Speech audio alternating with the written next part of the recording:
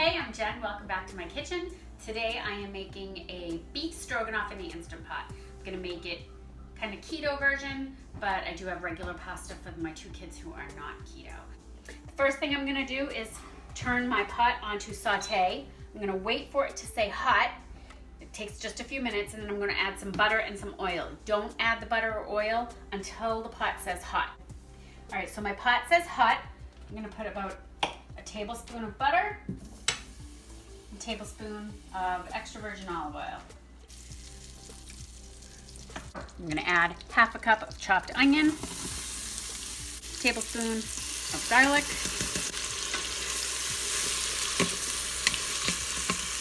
and now I'm gonna add the meat and just brown it for a couple minutes. I just added some pink Himalayan salt. I'm gonna add a good sprinkle of black pepper. And then I have this little seasoning blend that I got when I was on vacation in St. Augustine. You can really add any seasonings that you like, or you can just leave it at salt and pepper, but I like this. And this is just salt, pepper, garlic, paprika, tomato powder, chives, just something a little extra. All right, so while that's cooking and browning a little, I thought I'd talk about the pasta that we use on keto. There's several alternative pastas, and we've tried a lot of them, and really a lot of them are nasty and like not even edible to us.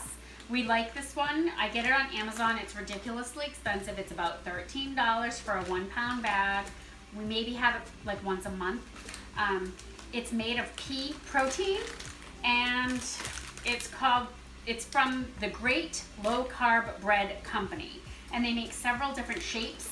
This is the penne.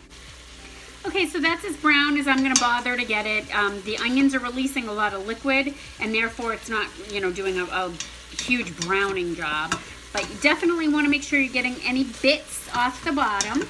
So I'm gonna go ahead and add my Worcestershire sauce, and I'm gonna add about a tablespoon to 2 tablespoons, and then about a cup of beef broth. And I am not gonna be able to go ahead and add those yummy mushrooms like the recipe calls for, because my kids won't eat it if there's mushrooms in it. All right, so now I'm gonna turn that saute function off. I'm gonna check my ring, it was up, it just fell back into place, but always gotta check your ring and make sure it's down. So I'm gonna lock my lid. I'm gonna turn my valve to the sealing position. Now I could just go with manual, but it's at 5, so I'd have to sit here and pop it up a bunch of times. I'm gonna use the meat setting. It's already at 20. I'm gonna go to 25 minutes.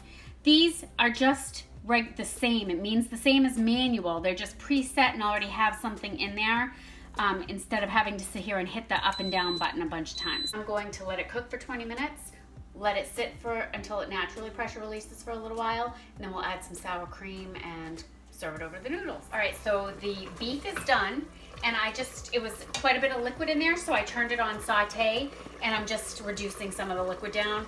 When it cools off a little, I'm gonna add some sour cream. Got my noodles cooking, gonna get the veggies going and get the kids to dinner. All right, it's reduced down now, and I'm gonna add about half a cup of sour cream. So I actually used my wooden spoon to bust the chunks of meat up because I like it real chunky and almost shredded, but you can leave your meat in big chunks if you prefer. So I'm just gonna let that cool for a minute and call the kids.